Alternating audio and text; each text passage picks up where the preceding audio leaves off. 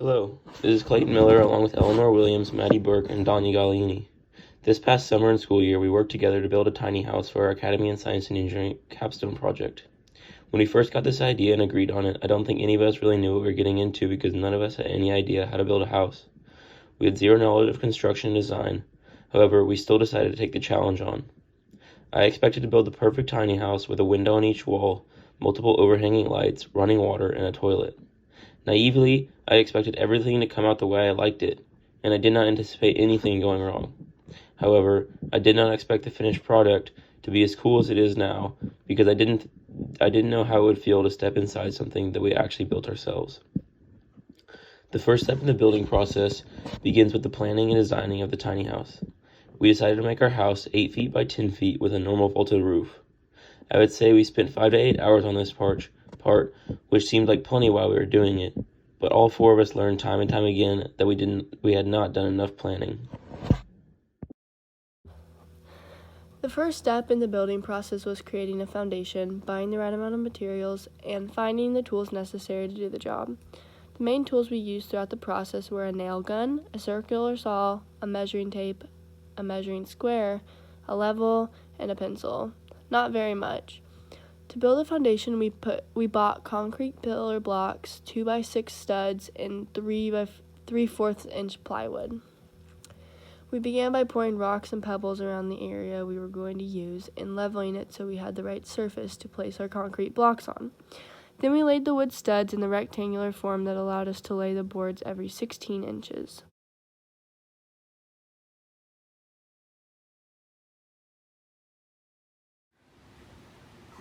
Squaring is right now. After nailing the boards in, we laid our plywood on top and nailed it down. This provided a sturdy platform for our house, which allowed us to begin the building of our walls.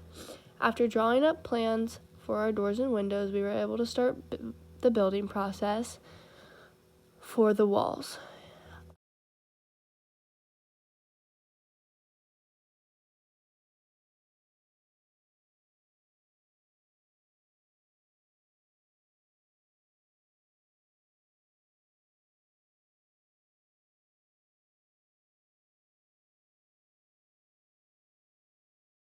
The walls were a difficult task because none of us knew what we were supposed to do or how they were supposed to be made. But after many videos and lots of research, we were able to create sturdy walls. We began on the roof of the house. First, we had to build out the rafters, which connect to the ridge board, which spans the whole length of the house. This task was far more difficult than it should have been due to our lack of people and knowledge. Also, space was a constraint throughout the project, especially during this step. After the foundation of the roof was built, we began to apply sheathing to the outside of the house. This is one of the most straightforward steps, except we found out that some of our original measurements we made were off, which threw off our other measurements farther into the building process, so we had to fix that. Once the sheathing of the house is completely done, we cut out the windows from outside the house. This was a tip we learned from our research to save time. After the windows were cut and the sheathing was nailed down, we started applying tar paper to the outside of the house and the roof to protect the wood from the outside conditions. This was also a fairly straightforward process. However, it did seem to be pretty time-consuming because of the amount of nails that needed to be laid down. After this, we installed our 3 doors and 1 window, so the inside of our house could be protected from outside conditions. At this point, our tiny house began to look a lot like a real house, except the inside of the house was still completely bare. We did not have enough money to buy siding at this time, so we just began the inside of the house instead.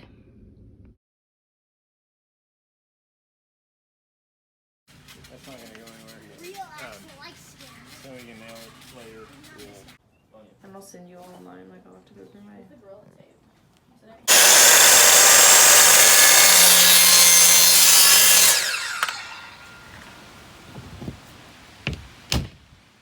The first step in starting the inside was to begin running wire through the house and nailing in the appropriate outlet and switch boxes. Electrical was another one of those things that took longer than expected because it can be dangerous if done wrong and we had no prior knowledge of it. After the wire was run through the studs and the boxes were in, we began hooking them up in a daisy chain formation. We have 3 lines of wire coming through our house. One is for an outlet for our air conditioning unit, one is for our light and switch, and the last one is for all of our electrical outlets.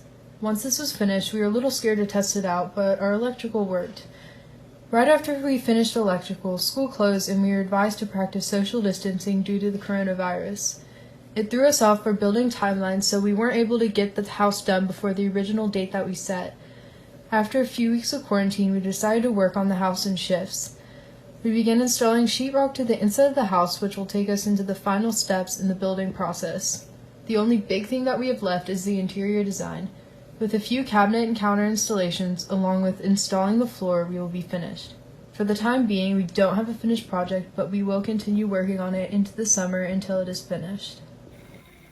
Our final steps to finishing the tiny house include filling the rest of the holes with our all-purpose drywall sheet compound, then sanding it down so the drywall can be even. Since our ceiling already has insulation in it, we must now finish adding our drywall to the ceiling and fill in any holes left over. Then we must buy siding and apply it to the outside of the house with nails. This will eliminate any damage from the weather or outside forces that may cause the tiny house to fall apart. After that, we must build cabinets ourselves by using wood and install our marble countertops given to us by Mr. Williams. We plan on having a few cabinets and a few drawers. Then we will install a small overhead light so the tiny house can have some light inside of it. After that, we will paint the inside and outside of our house with the color of our choice, install the wood flooring that we already have, and clean and install any window or door trims that are still needed. Finally, we will build steps that will lead up towards the door of our house and maybe even plant a little garden around our house.